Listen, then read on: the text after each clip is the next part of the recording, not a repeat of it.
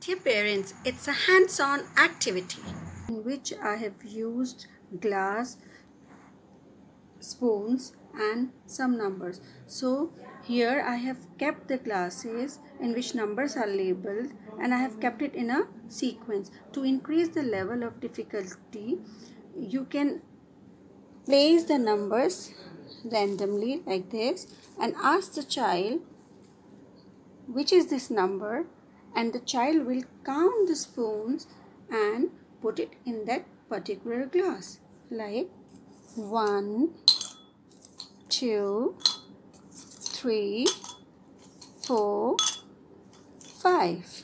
Here I have used number 1 to 5. You may use 5 to 10, then 10 to 15, like this. Which number is this? This is number 4.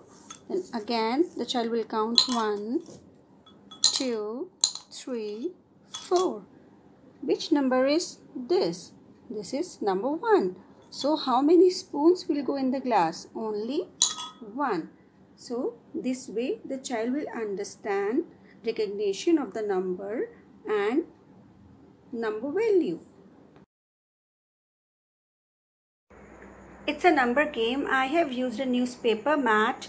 You can write the number on the floor too. You may ask the child to jump on the particular number, like jump on number 0, jump on number 2, jump on number 3, jump on number 5, jump on number 7, jump on number 9. Then you may ask the child to go back and jump on number 8, jump on number 5, jump on number 3, jump on number 1. And child will recognize the number and jump on those particular numbers only. You may use this game to teach the child backward counting.